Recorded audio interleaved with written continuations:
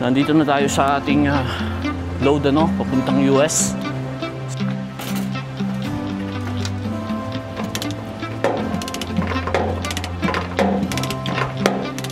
Huwag tayong malalaglag sa kanal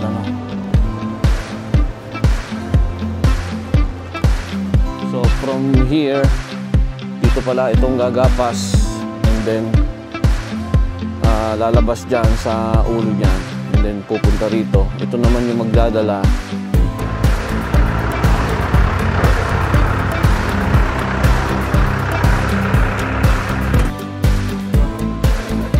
It's on the other side, sir. On the other side.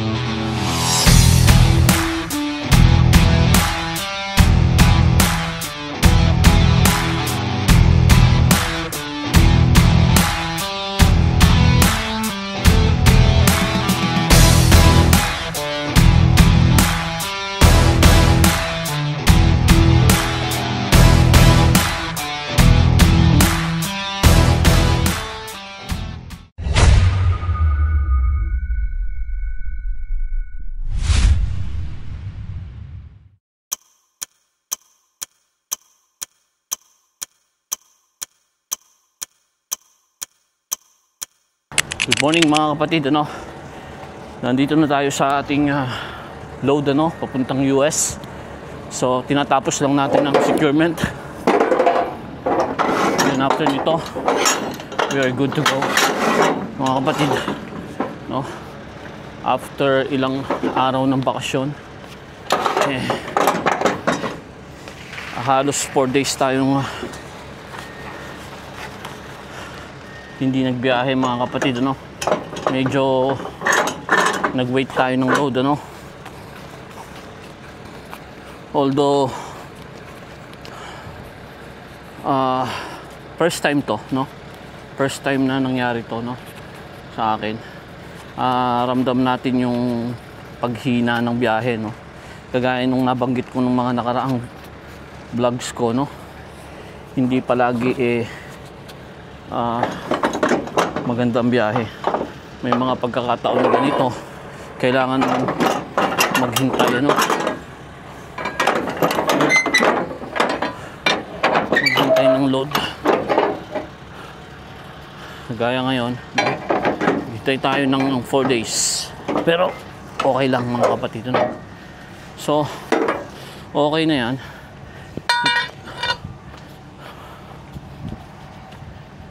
Ayan, na-secure ko na ng chain, isang chain. Tapos dito kasi mahirap ang chain, so ginamitan ko ng strap na may chain para hilahin yung kabila papunta rito. Yung mga chain naman, hinihila niya itong malaki na to papunta dun, So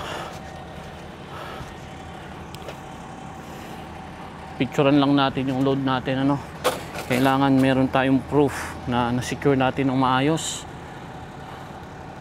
So picturean natin sa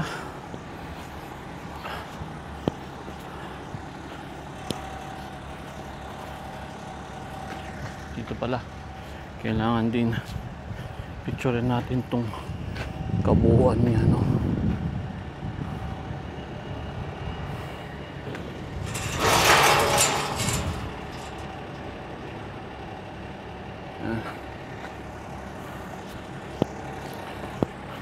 protection natin to para just in case na may complaint or nagkaroon ng problema, meron silang reference na nag-secure ako ng maayos, na well secured ang aking load, na wala silang masasabi na hindi ko siya sinecure ng maayos.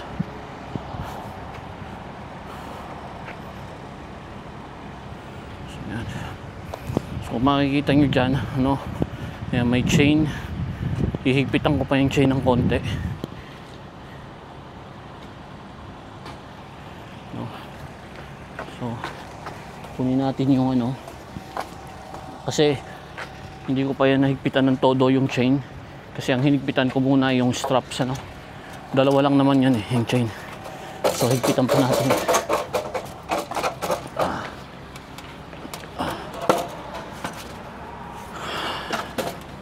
para sure ball, ano. Tsaka siya, hindi ko pa na.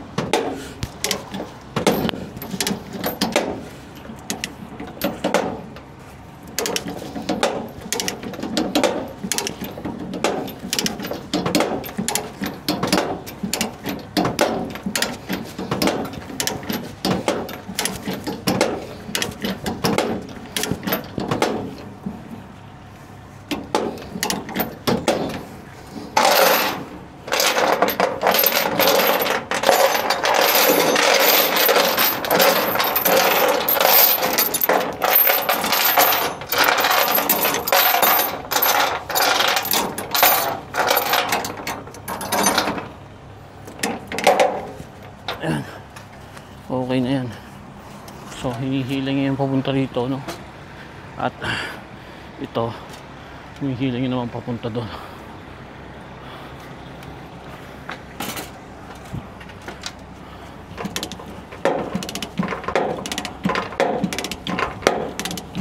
Hindi ko pa ito hinigpitan. Ang gusto.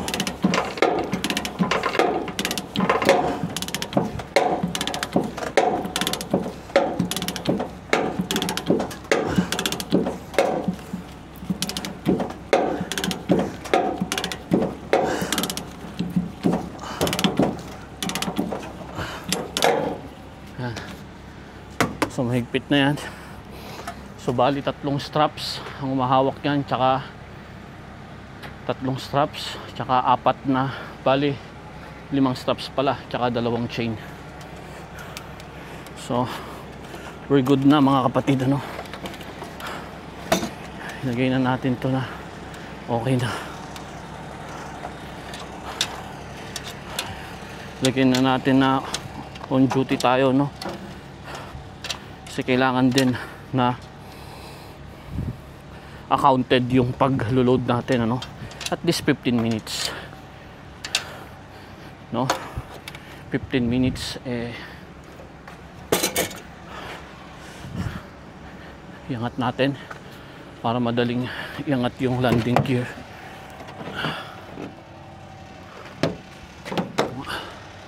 Okay. So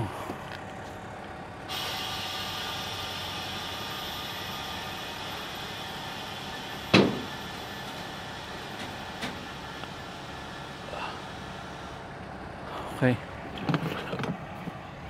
So madali nating maiangat ito kasi yan, nakaangat na ng konti sa lupa, ano?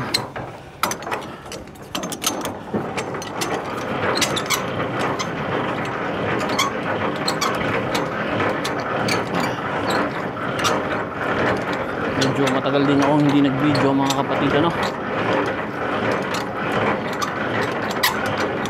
Ngayon lang uli. So ayan si Alex natin, ano, bali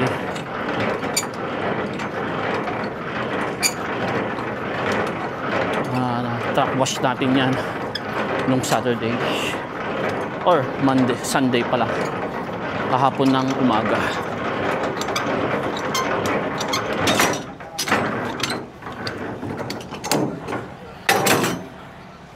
Okay, so secured na yan, angat na rin yan. So secure na rin natin yung ladder natin. Malaking tulong tong ladder natin.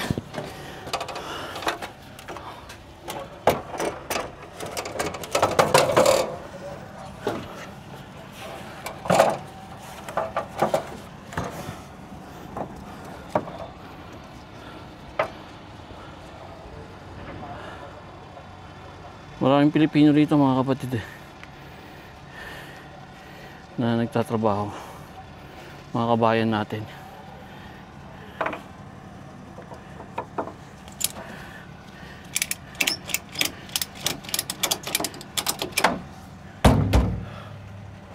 So ayan, okay na yan mga kapatid, no? Angat na, secured na yan.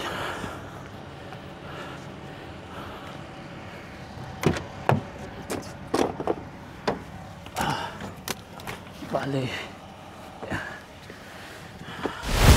videoan lang natin yung, isend lang natin yung documents, ano, para sa ating manifest para sa burger.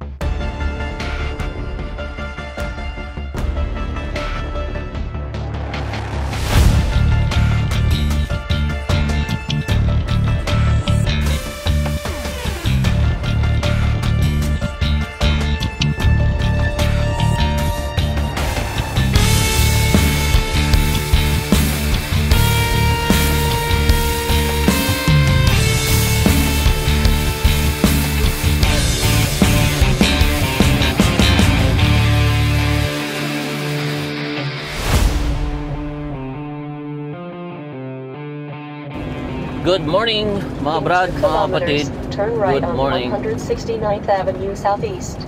Nandito na tayo sa isang delivery natin, multiple drop to, no? Dito sa Colfax, North Dakota.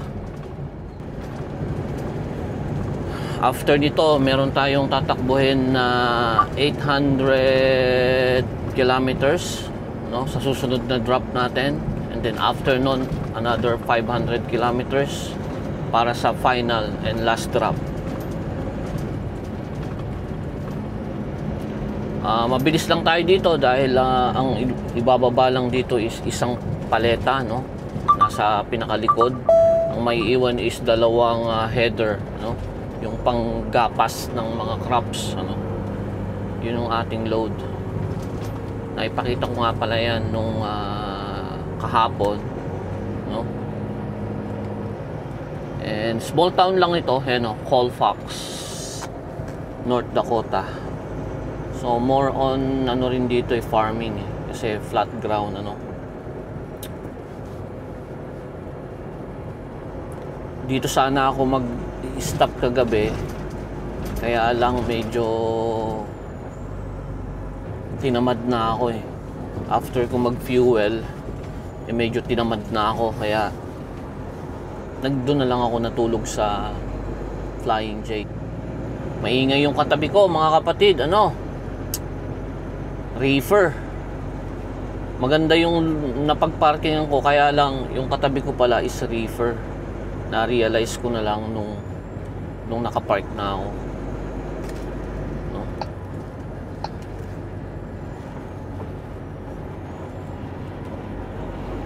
So ito yung ano, ito na mismo yung ano, yung farm, yung company na pagdi-deliver natin. So ang kanilang mga binebenta is farm equipment. So farm equipment naman yung dala-dala ko. Pwede pala akong matulog dito kagabi.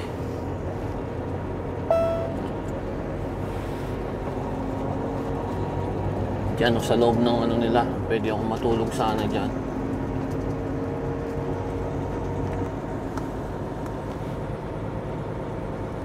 Let's see kung saan nila ako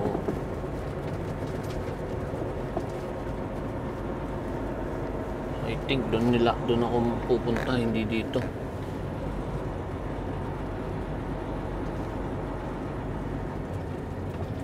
Arriving at West River Equipment, on the left.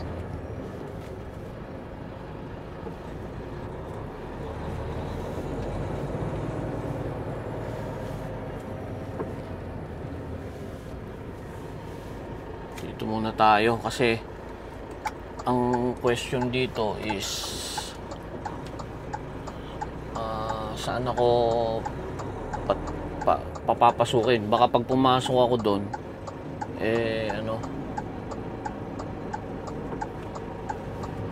dito muna tayo.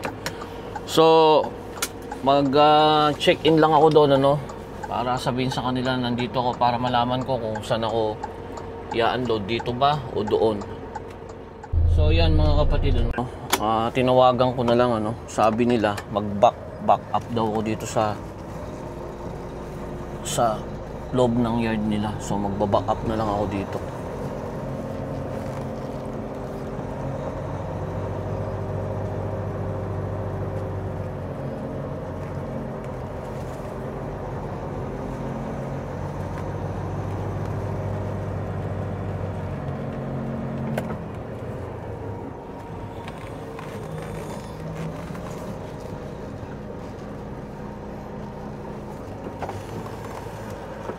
Biglang tayo malalaglag sa kanal,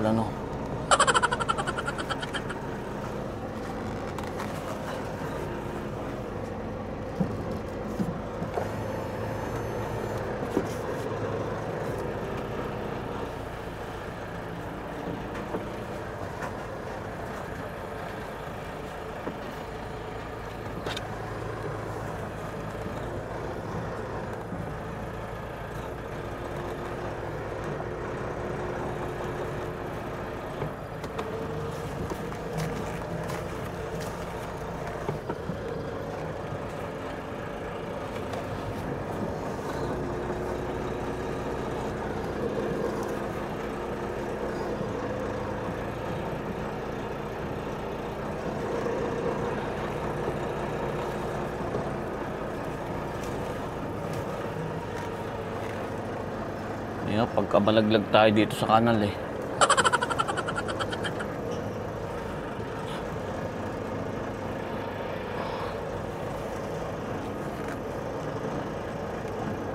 at least wala tayo sa kalsada, kasi pinapili ako yan, load daw nila ako doon sa kalsada.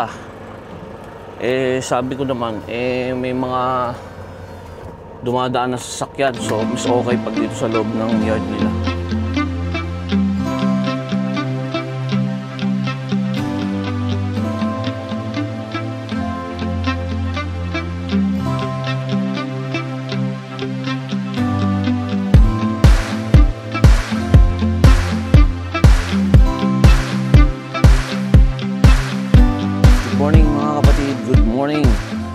Dito na tayo nagpahinga kagabi,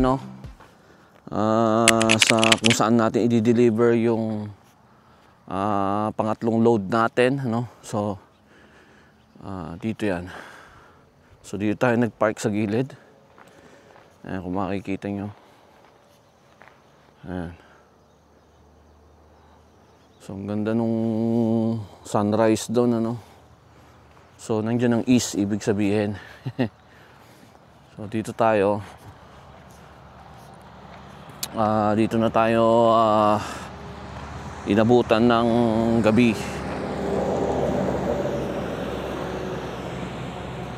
Hindi ko pa alam kung anong oras magbubukas ito, Pero yan ang mga equipment nila, tingnan nyo.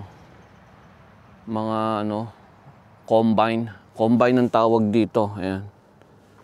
Yan yung naggagapas, Ito naman, yung pag ginapas na nito, gagamitin yung daladala ko. Yan, yung header. Yan, daladala ko yung header na yan, di ba? Yung nandiyan sa truck ko, yan. Yan ang ikinakabit sa harapan nito. Yan, nakita nyo yan dyan sa harapan niya.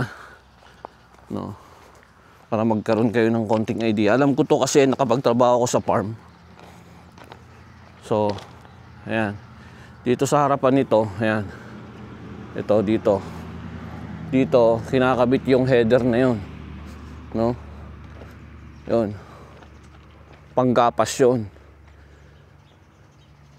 Yun yung gagapas sa mga tanim. Wala namang farm dito, no. Pagka nag-apas na 'yon, ano, nakikita nyo itong ano, ito. Di ba, gagapasin ngayon, dito lalabas 'yon. No, dito lalabas 'yon, ilalagay niya naman dito. No, dito niya naman ilalagay. Tapos ito naman ilalagay yan dun sa mga seed na ano, yung malalaki.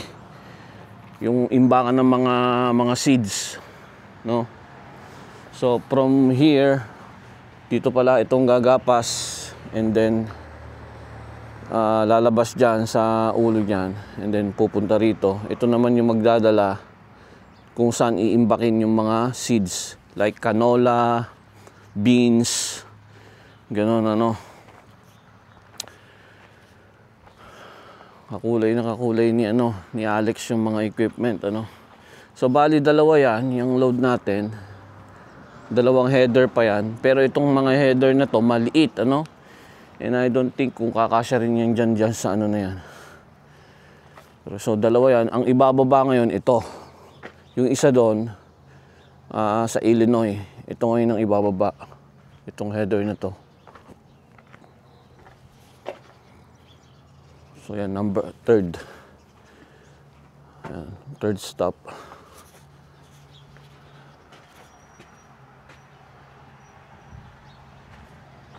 So hintayin natin magbukas. Ayan, puro header, puro combine, no. Hanggang dito combine din, no. So FD230 mas malaki kaysa dito sa FD225, ano. Mas malaki itong ibababa ngayon, may iiwan yung mas maliit. So yun na lang ang load natin papuntang Illinois. Meron pang 500 kilometers. Ito yung naalala ko kahapon, baka maatasan ko, hindi ako bumaba eh. So yun lang mga kapatid, ano, hintayin natin na merong dumating na, then i-advise ako kung pwede na ako mag-unchain, no, unstrap tsaka unchain ng load natin.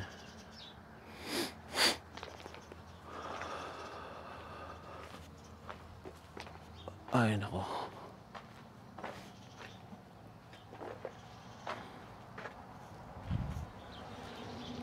Para maano na natin ito, mailagay na natin. Nangyari ba dito? Talagang nilat.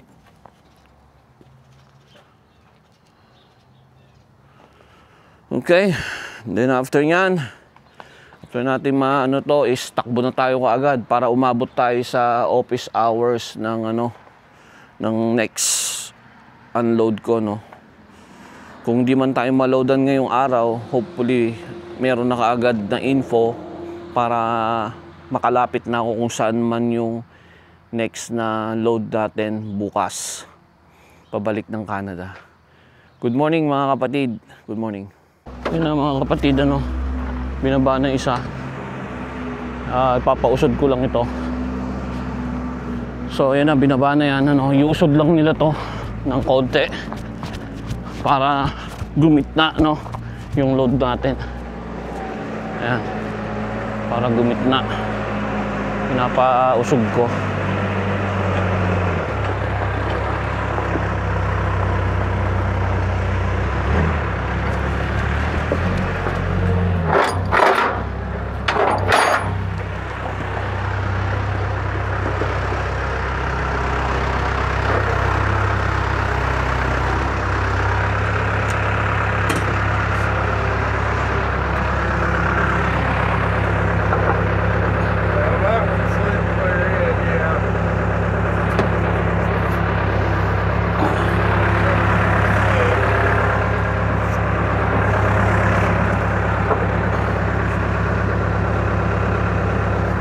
This one, a little. Yeah.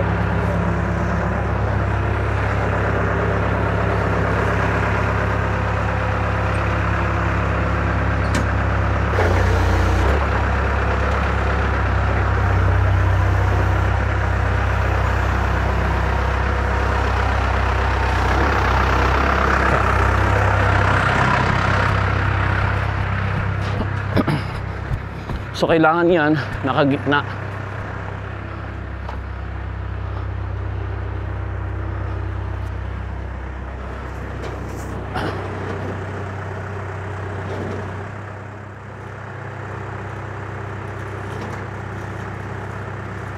That will be okay, sir. I'll get the paperwork for you to sign. So okay na yan mga kapatid, ano. Papasainan ko lang yung paperwork. Then mag-chain na tayo uli. Then good to go na. Yan.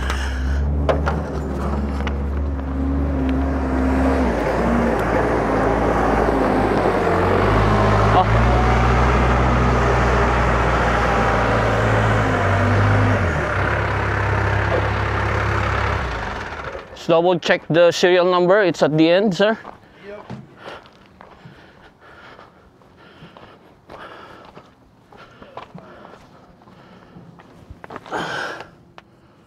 I don't see the model number, but this is the third stop. You see it here, it's the third stop, and it has a sticker of third stop. So here is the sticker for the third stop. Yep, I'll take a look here. 4.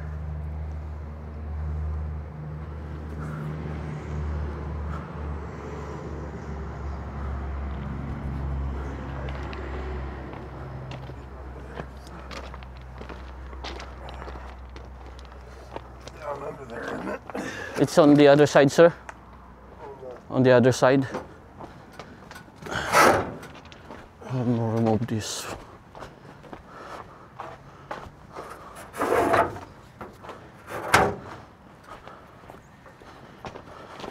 So kailangan i-match yan kasi dalawa yung load ko eh. It's right here. Hard to see. I don't have my glasses. 765.25. Yep. Yeah. So the paper that I gave there a while ago, this morning, Yep. it's just the same. Yep. So do a quick walk around, make sure it looks like it's all Yeah. here. Which I don't know how you ever know until you start looking. right. Working on it. In the front also. Important one is the front. Okay. All good. It's hard to tell. As long as everything's in there, it's good. Yeah, just there, sir. Put your signature in the date today, and yeah, I'll finish my securement. Then I'm good to go. This will be delivered in Illinois. Thank you so much, sir. Have a good day. Not a problem.